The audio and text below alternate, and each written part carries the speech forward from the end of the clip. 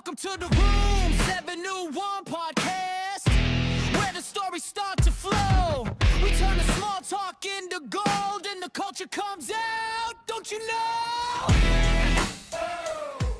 I've gone for 2 years without having a season. I didn't do any last year. I had some teachers that I wanted to interview, and for whatever reason, it didn't happen. So you are episode 4 Okay. of, I guess, like quasi season 2, whatever. Anyway, welcome to the 701 podcast. It's my good friend Cody Bema. And Cody, why don't you just tell us who you are, what you do, where you teach? Because I mean, your resume is amazing.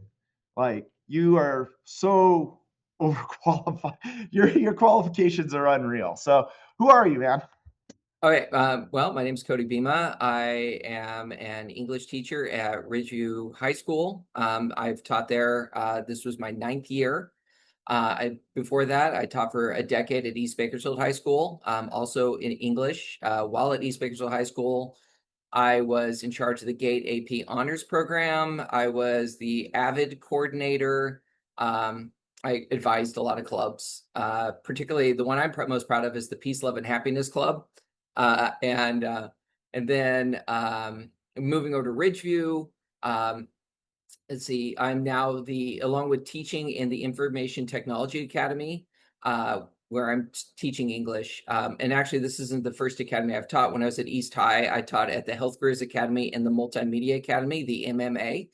And then I'm now the Title I coordinator. And for the past 2-3 WASC cycles, I've coordinated the WASC accreditation process. So you're not busy at all. Yeah, no, I have this problem of saying no. I certainly, professional boundaries in terms of like work-life balance is kind of a weakness of mine. So, and it's nothing I'm proud of. I mean, it's actually taken me almost 20 years to kind of figure out how to say no and how to kind of balance that out. But yeah.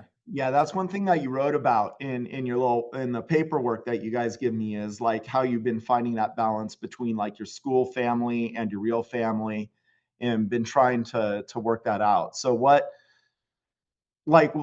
techniques, what has finally made you kind of like say, okay, there's this life and there's that life, and we got to kind of disconnect the two? Well, so when I was teaching in my old school, that was the school I graduated from. So I had like this extra emotional connection to East Bakersfield High School. And so I felt very close. On top of that, they used a lot of terminology, cultural terminology, family, we're the East High family. And it really made it difficult to differentiate my work family from my home family. And one of the things I've discovered is that the home family, both are demanding, but the home family, it seemed like that was actually filling my cup. Whereas my work family, I realized that I just call family the F word when it comes to work. It's just, that's a way to manipulate me to work for free. Right. And this is, I don't want to like accuse any sort of maliciousness, because I feel like it's just now the water people swim in terms of the terminology they use, but it's a controlling mechanism. I mean, to get people to be emotionally involved in their jobs, you describe it like a family. I mean, it's no different than, and I mean, this is probably going to sound hyperbolic, but this is the same language used in cults, and to kind of get people like really, where they have a difficulty kind of unhooking. And so, yeah, I mean, there's a lot of our jobs that we do for free. And that's, it's a contract. It's I guess, a social contract that we sign when we do the job. We know that we're going to be advising clubs outside of our, contractual, obligations. We know we're going to be grading papers at home for free. I mean, that's part of it. But then they ask for more, and then they use the terminology of family. And I don't want to come across as cynical. I mean, this was just, I ended up having to leave that school and go to another school where it wasn't one I was emotionally attached to. I'm still an effective teacher, but I'm not emotionally involved. I'm not saying I'm emotionally disconnected from my students, which we can talk about later. I mean, but ultimately, I just have a lot more to bring home to my actual family. Yeah. And I think for a lot of like beginning teachers, like when you and I first started, because we've been teaching for about the same period of time, I think, like right around 2006, right? Yeah. Yeah. So, when I was a first year teacher, it was that big push. Like you have to do everything. Like you need to be the yes guy. If you're ever asked, hey, do this, your answer is yes, because your job was very dependent on it. And one thing I've noticed with like newer teachers is they don't have that baggage. I don't feel like we used to back in the day. Well, and I think a lot of it, we were kind of at this weird transitional period where I think there was a lot of fear for us, where we knew in those first 2 years of probation, we have no due process rights, in terms of they could just let us go for no reason. So we have to show that we're valuable. Mm-hmm. And I know that the powers that be know this, and so they kind of keep pushing us. I was on all sorts of committees and whatever, but there's been this weird transition the past few years from that point, where it's not so much that we're just going to dump a lot of stuff on teachers. We're going to give them difficult classes, even though they're brand new teachers and very little experience. Now it's we want to put them in positions of leadership. And so a friend of mine referred to it as the Hitler's Youth model of education, where they take the teachers who have very little experience at all, they don't understand the realities of teaching, and they put them in positions of leadership, or they start telling them you should be admin material. And so now as a result, we have the phenomenon of the meteoric rise of the young administrator, where someone who may have taught for 2 or 3 years now is admin track, and they've moved on up without any sort of understanding of the reality of teaching. Yeah. And I think a lot of it has to do with people come in to any situation and they look at what's valued, and they just kind of gravitate to that like moths to a flame. I mean, kids do it in terms of just general cultural values, where you don't even have to speak it. They just know, oh, this is important, and they want to be near it because they want to be valued. Same thing goes with teaching, where we are, I mean, we see administration has more value than teaching in the structure. We know this because administrators get paid more. Also, it is a system where the further away you are from the students, oh, what are you doing? Further away you are from the students. Sorry, it's going to run an update. There we go. Update, postpone. I can still see you, so it's Okay, good. Yeah, so the structure is the further away you are from the student, the more value you have to the educational infrastructure. And so, I mean, you can see the inverse, where those who are closest to the students, i.e., the instructional aides, those are the ones who are like one-on-ones with kids in Mm-hmm. SPED, or an EL. They're the ones that are paid the least, have the least amount of hours. Those are the jobs that get cut first. And then there's teachers who have more value than the instructional aides, and you see that in terms of the pay salary. But then as you move up and up, these are people who are getting further and further away from students. And as a result, they get paid more. They Mm-hmm. get to dictate policy, where they don't even have to deal with the consequences of their decisions, except maybe politically. And that's mainly based upon vibes. It's fascinating. And I think a lot of it has to do, at least in the high school level, is in that trends. You have the culture where you have admin is more valued, so the kids aspire to, like, I want to be more valued, so they're aspirationally admin. But also that first step in the admin process, you become a dean of students, and as a dean, you learn two things. Number one, you learn not to trust the teachers, and you learn to hate the students, because you're always dealing with students in the worst possible situation, fights or all sorts of drug abuse, whatever. I mean, terrible stuff. And it kind of, you lose your taste for the kids, like, man, and you become afraid of going back in the classroom because you've been away from it for too long. And so where do you go except up? And so you're always moving up and up and up, further and further away from those kids. And you get rewarded. And it's a bummer. Yeah, it is. And it's just, I don't know, before I came on with you, I was talking with another one of our English teachers here, and we're discussing similar kind of things about that, but more of kind of like the role of community colleges now coming into schools and throwing another kind of like angle into the whole entire thing about valuing, what's valuable here. Is the kid actually learning, or are they getting the GPA boost, or where's the value in what we're doing now?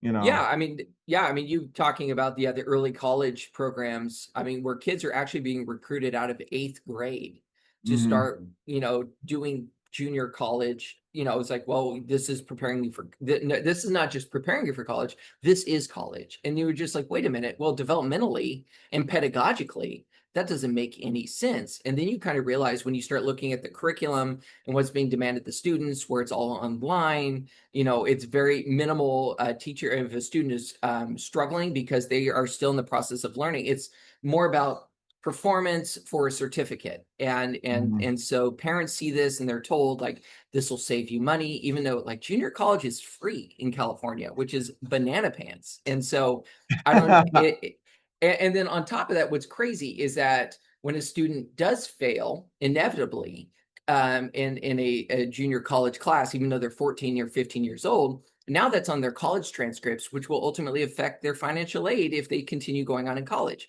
I mean, they're never told that they're on a tightrope with no net when they start doing this early college stuff. But ultimately, what that also does, kind of back to my original point, is it devalues what we do in high school. Where we're saying, this is high school stuff, this is baby stuff. You should be doing college stuff, even though you're 14. This is more valuable than whatever you're getting in high school, even though in high school you have, teachers who are working with you.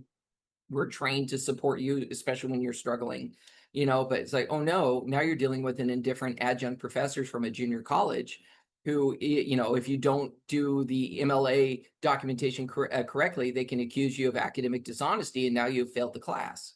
Right. They're and they have no recourse because you don't know who to go to in terms of the dean of students or whatever, and you're screwed. It kind of Right. sucks. Right. No, and I I've been lucky enough to come down and see you teach. Dominic and I a few years ago came down and watched you teach. And what you're doing in your classroom, I don't see happening like at a college level when the kid's taking it online or something. Like it's just there's that disconnect right there, right? Yeah. About the whole thing. What got you into teaching? Like why did you want to take this on? Like what's the reasoning behind Well, it? Well, I think a lot of it, one was more artistic and the other one was more political. So I have 2 degrees. I have one in English literature with an emphasis on American literature, and then the second one is in political science. And but I didn't do them simultaneously. I was an English major. I minored in poli-sci because I thought politics was interesting. I had a really good government teacher in high school that carried on. But I love literature. I loved literary theory. I loved all that stuff.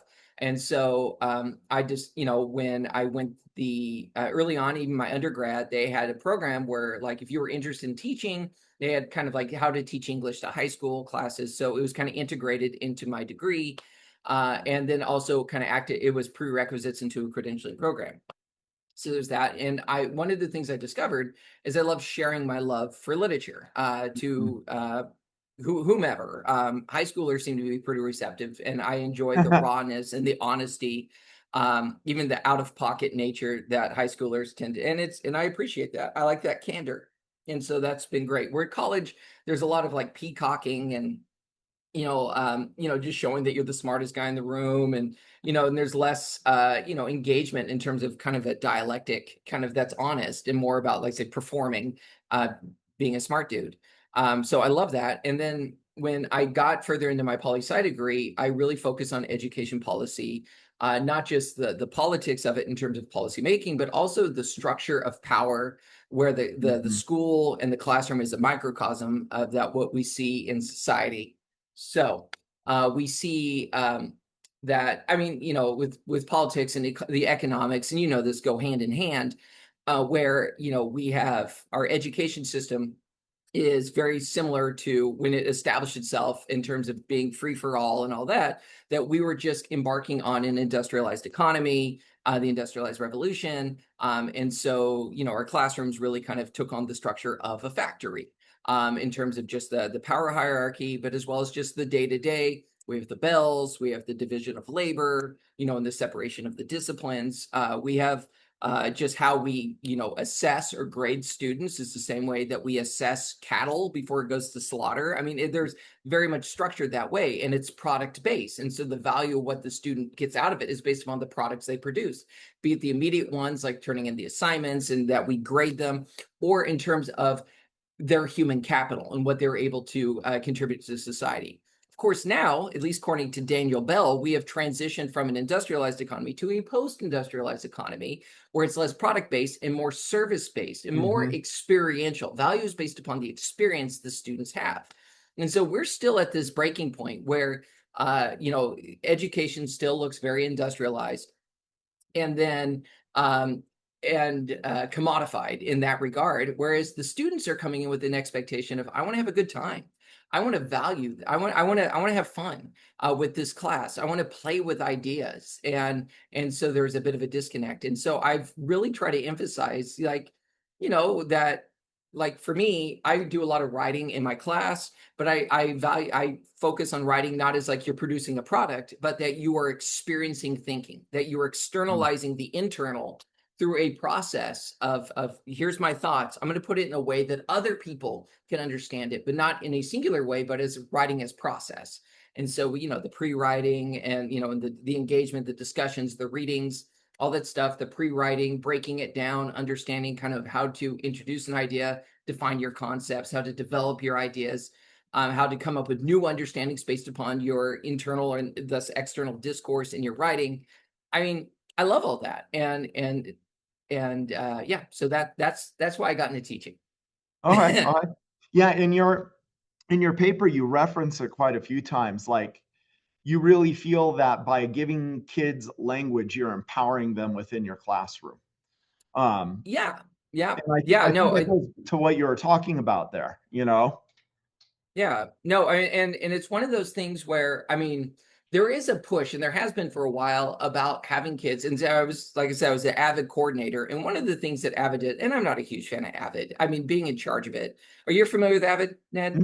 Yeah, Yeah, I started as an Avid tutor down at okay. Helix High School in Okay, Poway I High. mean, and it's kind of an interesting, I think, where its initial onset, and that's right, Avid, San Diego is kind of the birthplace of Avid. Yeah. And kind of its initial understanding of like taking students and kind of exposing them to this new world of college and college readiness, where they were otherwise would have been tracked into kind of a general ed situation. Let's give them the tools so that they can be successful in college. But once I got into it, it was more about, how do I get the kid in college? What are the tricks and tips and tricks to get the kid to college? But not so much, how can I support the kids so they stay in college, they can get the most out of it. And I think a lot of it has to do with high school doesn't really follow the kid after they graduate. Like once they graduate, Right. they're no longer our problem. And I think Avid kind of took that on. But in that too there was a lot of language where students had to use certain terminology when referring to things. They had to speak academically. And what ends up happening is that what language that they bring into a classroom is marginalized, and they have to speak a certain way. And I mean, this is the idea of like, we don't speak language, language speaks us. And so getting the kids to speak a certain way, we're actually getting them to think a certain way. Unfortunately, that way is not them. And we are actually marginalizing, not allowing them to be who they are in the classroom. And so that's a bit of a bummer, because you're actually watching kind of the stripping away of who the students are and what they're bringing into a learning environment that would maybe enrich the classroom community. We're saying, no, we don't want that. You need to say it this way and not this way, even though this is a way that you can engage with new ideas. This is your language. This is your tools, putting in the language of you. So, I mean, language is big in terms of, giving students a new way to think about things, but not allowing it to overshadow what they bring in. And I don't know, it's kind of, I mean, it's an interesting, balance, where you want to introduce some new terminology, but you don't want to say that, well, this is the way, like Right. the Mandalorian, kind of like, you can see that that this is the way. It was very much, he was a zealot, and that it blinded him. I mean, he literally, with the helmet, had, no way of the periphery, but as the helmet is coming off and him engaging with Grogu, that it's engaging more vulnerability on his for new ideas, but he's still not losing who he is. He's just becoming a better version of of himself. So how I do you don't do know. that in class? How do you do that in class? Like, what are some of the lessons? How do you get kids to become, the Mandalorian? Oh taking yeah, off that well, helmet. Yeah. yeah. Mandalorian season 2. Yeah. Although the book of Boba Fett is awful, and I haven't seen the new movie yet, so I don't It's know. all right. It could have Yeah, been a TV show. Ryan and I went and saw it. yeah. And it could have been a TV show, but you know. Fair enough. Hey, but there's Zeb. Zeb's in it. I love Zeb. And so yeah, I think a lot of it is just having open discourse within the class, having the students be able to bring in who they are. We have an activity which is called Epistemological Curiosity Time, ECT. We Mhm. do this every week where the students, they bring in topics throughout the weeks. We put it in a box. We pull them out. We don't like, it's not a random, we actually decide as a class, and by we, not me, the students decide which topic to discuss.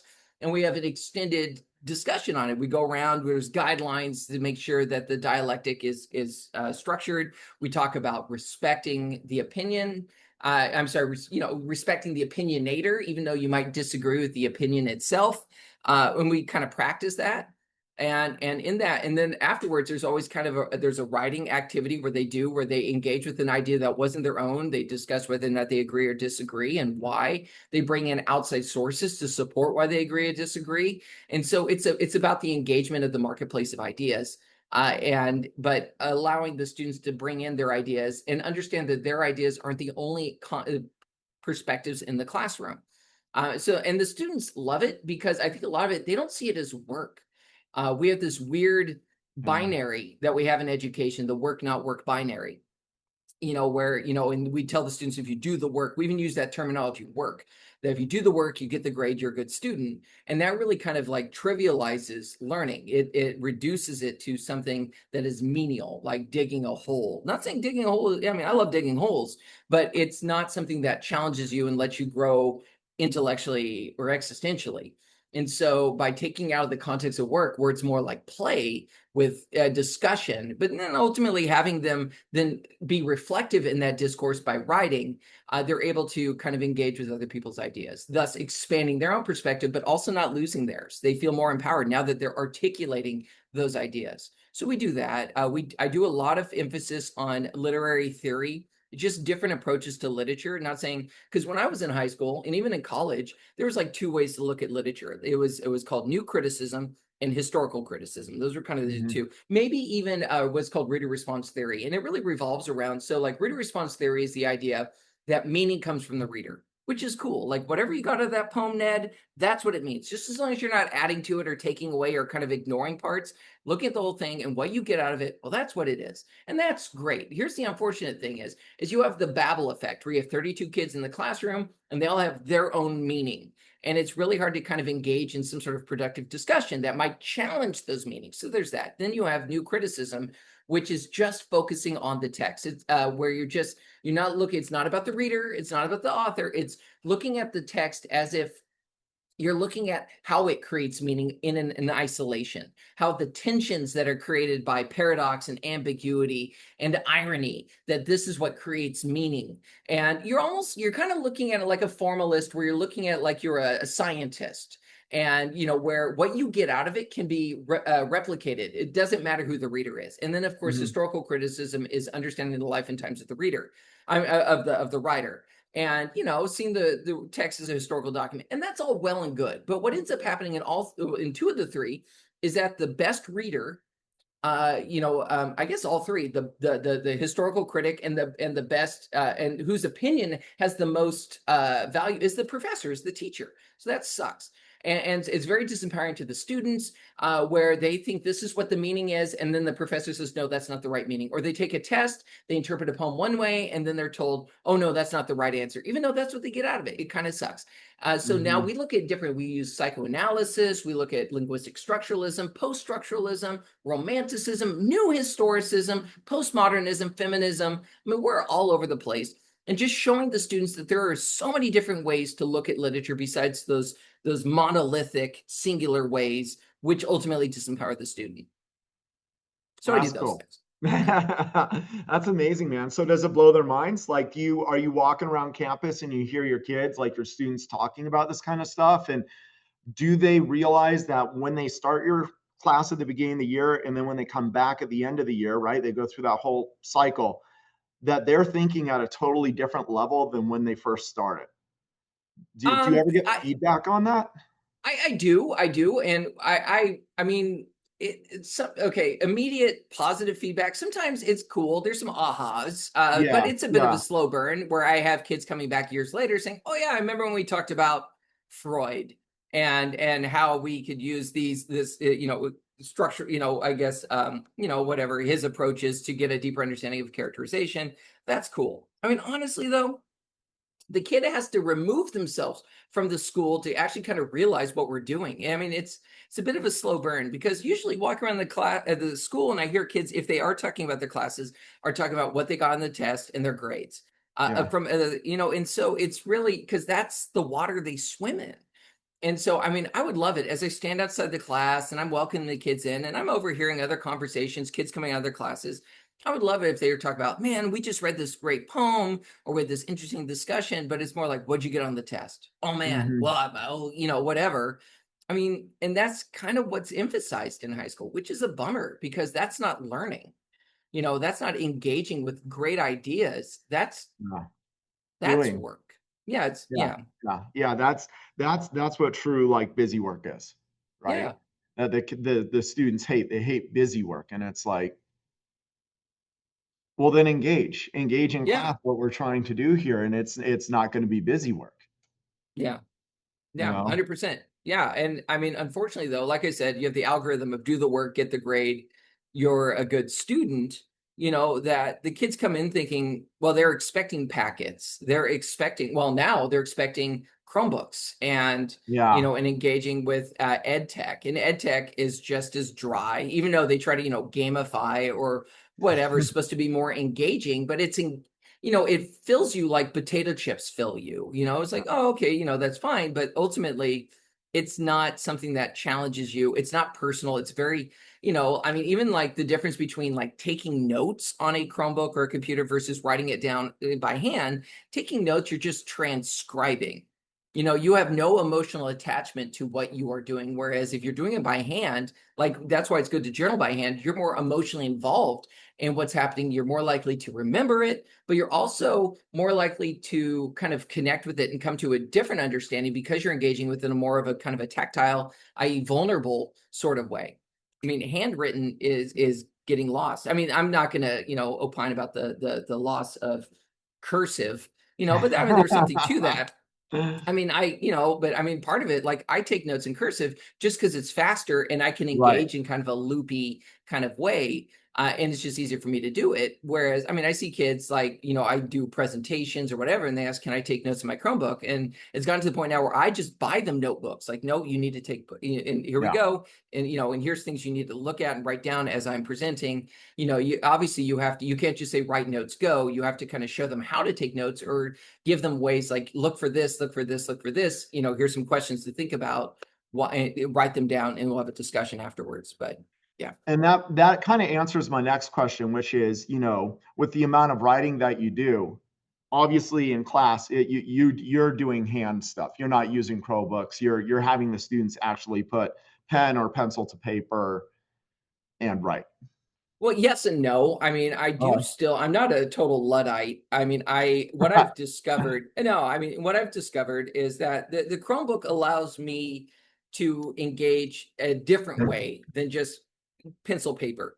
Pencil paper, a lot of that's just the brainstorming stuff that, the kids are writing down, doing, working with other students, trying to come up with new ideas.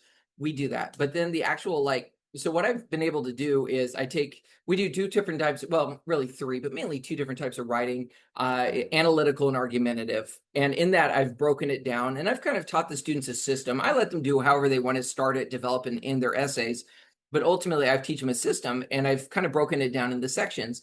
And I have them do initial brainstorming by hand, but then they've broken down like the intro paragraph and they do that on a Google Doc, which then they submit to me and I get it immediately, where then I can give them real-time feedback on that while they're in the midst of the process. And same with the body paragraph, same deal. And I can like give them feedback, comment, I can point out things and get it back to them. And then they kind of roll that over into their handwritten rough draft. So they write it all out in the rough draft. They do peer evaluation, peer engagement, sharing the draft activity where they get feedback from their classmates. They read their papers out loud because, what their ear picks up, their eye doesn't. Hmm. And so it's there, so they get their peer, they have their ears. And then once they get that feedback of what they do well and what needs to be added to clarify their arguments, give them specific feedback, and we practice that, then they roll it over and they type it up as a final draft. But even, and then once I get it, then I can give even more feedback, more comments on their final draft. They get it back, and then they can revise and they reflect on the revision. So ultimately, they've done 3 or 4 drafts. Some are with the computer and some is by hand, try to mix it up. What I've discovered is at first, once Chromebooks came in, and of course we were all distance learning at that time, they would just, it was just a lot of copy and paste and stuff like that. And they weren't really engaging with the writing process, but mixing in the hand writing with the pre-writing, as well as maybe the rough draft, that it gets them to be more mindful in terms of the choices they make rhetorically as they're writing their papers. That's one thing I need to work on as an educator, and I used to do it. I used to be better with it. Is in the AP and on level, but really the AP, I need to have them write a lot more than what they do. Not just like as far as notes and answering questions and stuff like that, they're pretty much writing all the time in my class. But like actual structured essays, like you're talking about, like I could give them short little things to do, and that's one thing that I need to work on. And I like your idea of blending the two. So I'll have to get some further tips with you of how exactly to do that with like submitting the paperwork through like Google Docs or through Canvas or that kind of medium. But No, and I think ultimately it comes down to demystifying writing. I mean, because either writing was seen by students as kind of like they see math, like I'm not a writer, I'm not good at math. They see it as like a writer is born, not made, but it's the opposite. Writing is a skill. yeah, That in the more you do it, the better you get at it. So you give them as many opportunities as you can to just have them engage with pencil and paper. But also writing, I think a lot of times students think it's punitive. I mean, maybe it literally was a punish. Their middle school teacher is pissed off the class. And so they're like, okay, everyone get out a sheet of paper. We're writing an essay, and the kid's grown. Or when they do write something, they get red penned to death and they feel like they're being judged. Like this is their voice. These are their ideas. And so, I mean, there's a difference between, I think, being a grader versus being like an editor, like being able to walk alongside the students. I remember I don't know how many people watch this podcast. I'm sure millions, but there was this one lady. She is a big publisher in the textbook industry. Her name's Carol Jago. And I remember she posted, and I've been to conferences where she speaks, and it's about like, how do you get your stuff published in anthologies? And she talks about how you're a teacher, not an editor. So you should be grading and assessing and not editing the student's work. And part of it is just like, but what will the student like ultimately in an actual like writing situation? If you're like, writing a paper for a journal, or you're writing a book, like you're not getting graded, you're getting edited. You're working alongside someone that ultimately make your ideas stand out. Where, right. And why can't we have that in the classroom where you're essentially creating a safe environment for a student to take intellectual risks on paper, and you're there to support them, not grade them.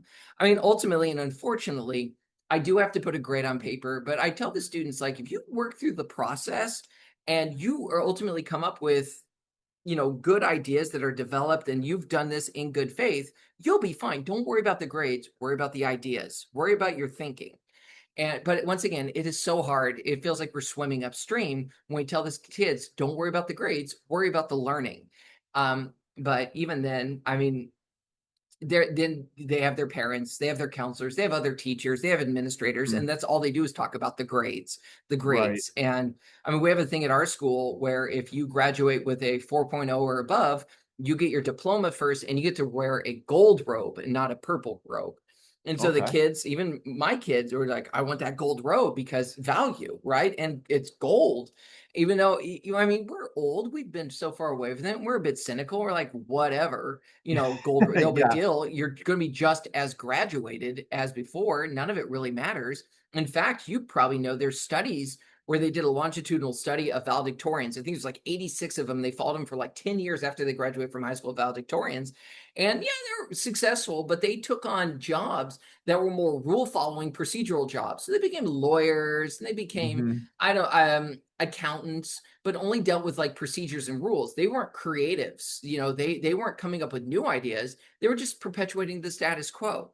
Which, I mean, ultimately, that's kind of what you're being rewarded for in school most of the time, is that you're doing the work, you're getting the grade, you're being a good student, you're perpetuating the status quo.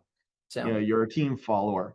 I mean, yeah, it just also in the paperwork that you gave to me, you mentioned a lot about being like a mentor, more so as a teacher. Like you see your role more as a mentor. And in a lot of what you're talking about fits that persona of like, my job is not to teach, my job is to walk alongside the kid and make them the best version of themselves. sure. Did you go into teaching thinking that way, or is that something that you picked up along the way as you saw like how the sausage is made? You Well, know, I think a lot of it has to do. It was interesting, and I'm not going to like talk crap about my first 10 years at the school I graduated from. It was an amazing, powerful 10 years, and I think a lot of it because I had such in those first couple of years, I had a tough time differentiating myself, my student self, from teacher self. It's the same hallways, same teachers, like they still were there when I was a student, and I think as a result, I really developed a lot of empathy for the students there that I still try to hold on to. I feel like that, as teachers get older, we get more and more frustrated with the students. And we say things like, man, those students have really changed since I started. It's like, well, no, I don't think the students have changed. I feel like we've just gotten older. It's that weird, yeah, creepy line that Matthew McConaughey says in Dazed and Confused about high school girls, where, something about high school girls, yeah. when I get older, but they always stay the same age. I mean, I think that's such a creepy line. Oh my gosh. Come on. Holy Unbelievable. crap. First line he ever said on film too. I know. It's like, oh Yeah, man. Okay, yeah. okay, okay. But then I realize this as teachers, like we just not only do we forget what it was like to be that age because we're further and further away from it, we have romanticized the past in such a way that, like, well, when I was in high school, I did X, Y, and Z. Everybody was doing that. It's like, no, people were, it was the same struggle. I think the biggest difference is maybe just the technology, but there's still, which might be affecting, the psychology of the students. I mean, whatever. I mean, we do have a lot more discourse about, wellness and mental health and all that, but otherwise, Yeah, they're still 14, 15, 16, 17, 18-year-old kids, and they still kind of act the same. And so I think that empathy. So I'm going to try and land this plane. Give me a second. So one of the things, and I remembered this when I was interviewed for the job. The chair of the department, the English department, was there, asked me just, just like, what's your favorite literary period, just to see kind of what. And I told him I love British Romanticism, British Romantic writers, especially when they really hit. I've kind of moved on as I've gotten older. I've become a little more realistic in terms of, but I really love the writings of Samuel Coleridge and William Wordsworth. Now, what's really cool that these two were very, very different type of poets, British Romantic poets in the late 1700s. Whereas William Wordsworth was more about making kind of his poems were about real life stuff, about like barns and fields and roads. But what he did is he kind of mystified them through emotional outpouring. He believed that emotional outpouring kind of is kind of what poetry is about. Whereas Coleridge was more about, he was about imagination, about making fantasy feel real. So that would be more like Star Wars or something, right? You're taking like something that's super fantastical, but it feels so real and vivid and dirty. And so what they did is they got together and they wrote a book of poetry together called Lyrical Ballads. And they both had their style of poems in it, where the Rime of the Ancient Mariner, you have the Tintern Abbey poem. I mean, you have all sorts of poems that reflect those different ideologies coming together. And so what Coleridge ends up doing is he ends up writing a book afterwards. He doesn't write the preface. Wordsworth does, and called Prelude, I think. And in the what Coleridge ends up writing afterwards is called the Biographia Literaria, and he talks about two different types of poets. And he doesn't say one's better than the other. He just says these are just two different types of approaches. He first calls one type of poet the natural poet. The natural poet is like Wordsworth, where he starts with the real and he makes it spiritual, right? Where he can take something just like, I don't know, like a rock, but make it feel like mystical, right? That's what a natural poet does. A transcendental poet starts with like the spiritual and makes it real, okay? either way, you're an effective poet because you're connecting the spiritual with, I guess, the noumenal with the phenomenal, the spiritual with the real. You're doing both. I think teaching is the same way. Like effective education, you have to do both. The real for us are the students, that we have to understand who our students are, what they bring in beyond prior knowledge, their hopes, their dreams. And that's about building relationships with them, making that connection. But then you're not just building relationships, you are connecting them to your passion of that discipline, beauty and truth with a big B and a big T. You're connecting that. Either you're starting with your passion and connecting to the students, or you're starting with the students and connecting it to your passions. If you're stuck on just one or the other, like the teacher who's just obsessed with their discipline and never connected to the students, well, they just live in, they're like the ivory tower. I had a science teacher like this where no one understood what he was saying, but he did.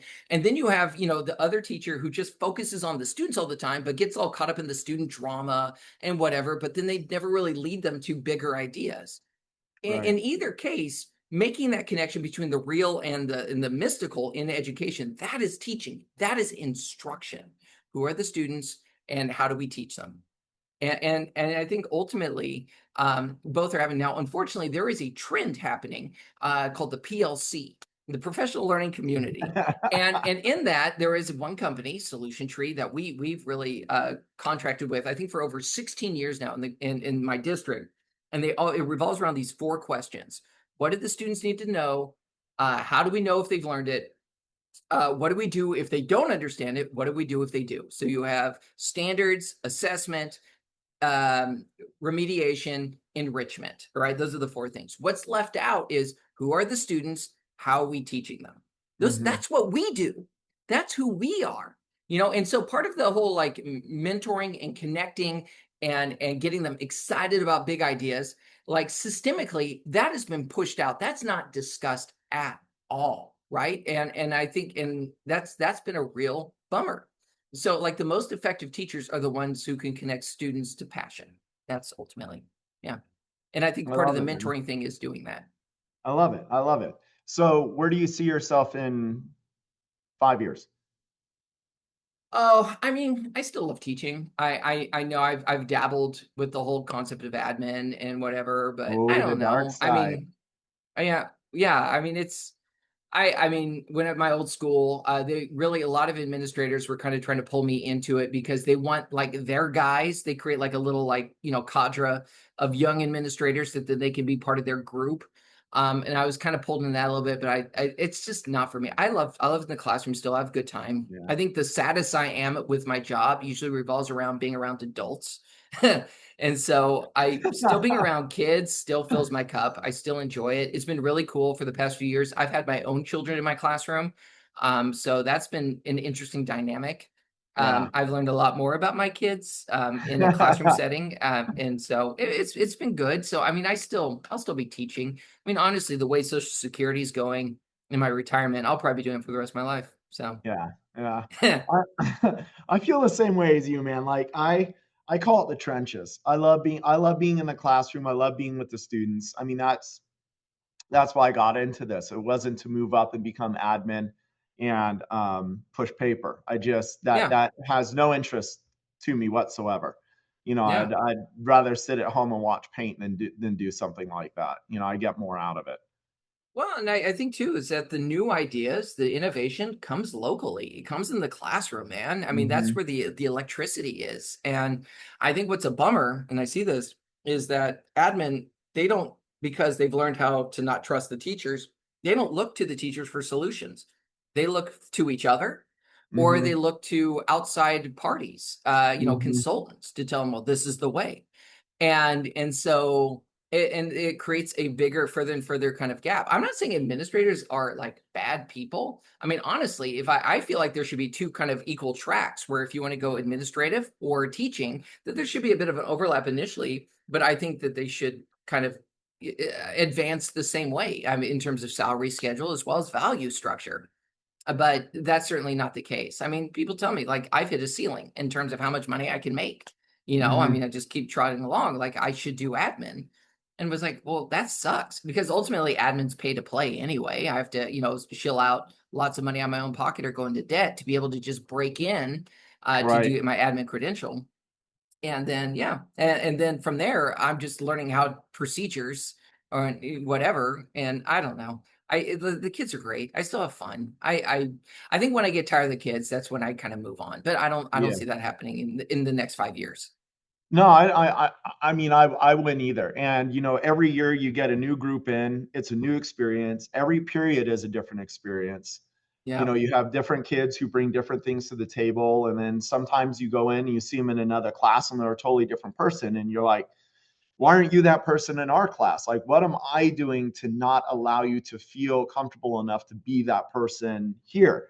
And so it's that constant like puzzle game. You're trying to figure out how the puzzle works and how it goes together, which Yeah. I think is extremely satisfying, like mentally, emotionally, spiritually, morally. It's fun. It's a fun job to Yeah. do, you know?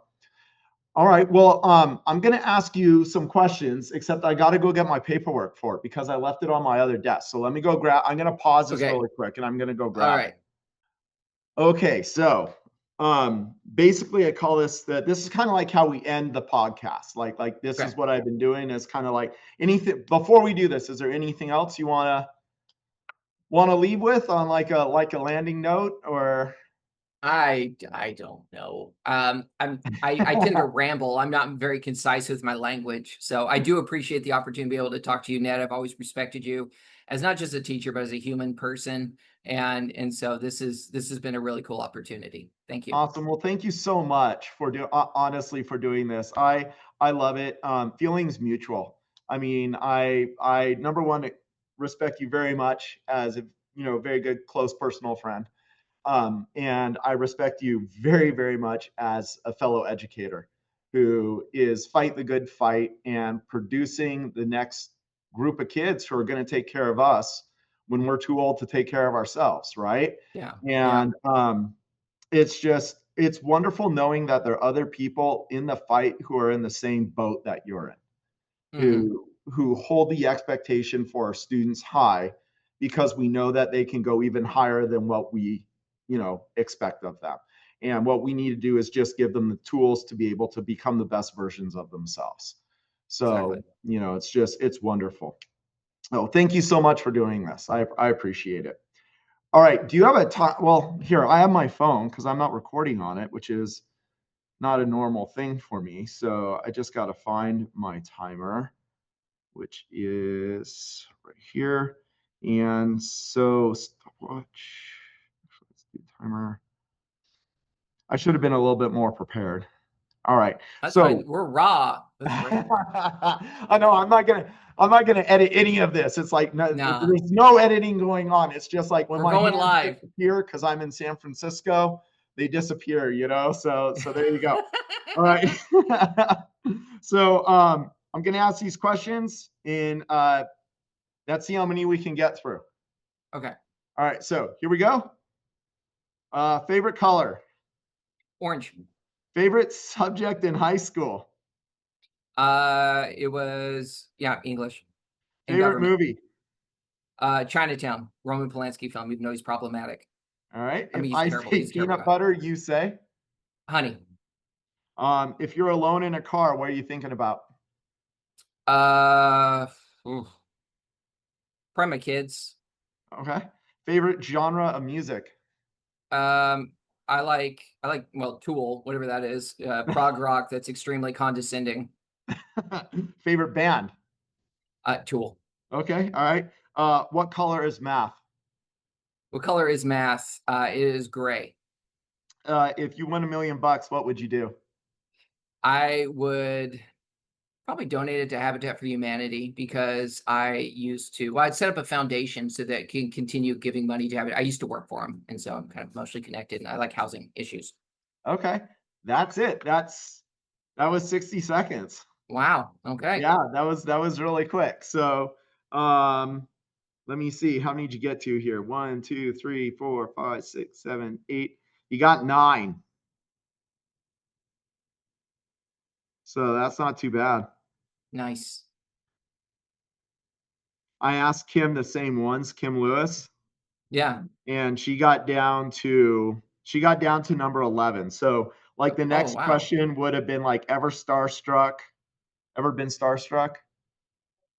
No, I mean, I'm never around. I mean, besides you, I'm never around any celebrities. Although it's funny, my oldest was at Disneyland, and they have the characters, and one of the characters is Loki, and Maddie, my oldest, is just enamored. And so the first time was a couple years ago. I think it was like maybe it was last year. It was last year that Maddie met Loki, and it was just seeing a very confident individual just become like just jelly around, somebody who's obviously cosplaying. But then Maddie actually got to do it again this past week with the grandparents, and it was better. It was better. It was still kind of like gooey, but it Uh-huh. wasn't like just jelly. So That's amazing, man. I love it. I love it. Yeah, I don't know. I think the only person who I've ever been starstruck by is maybe like Chris Isaac. okay, I all don't right. know, but I kind of feel bad admitting that. Like that's a shoulder that has been, or weight that has been lifted off my shoulders now. Well, as an obvious Twin Peaks fan, I respect this because Chris Isaac did provide such great music for it. So Yeah, I went and saw his concert, and then I went to go get his signature, and all of a sudden it's him and I like inches from each other, and I'm like, this is like Chris Isaac, and I yeah, I think it was like the magnitude of like more I'm close to a person who at that time I really, really respected. Like I love the music and that kind of stuff more so than like, oh, I'm starstruck. It was a different yeah, type of starstruck, I guess. 100%. Yeah, yeah. But anyway, thank you, man. I You appreciate it. bet. And This is good.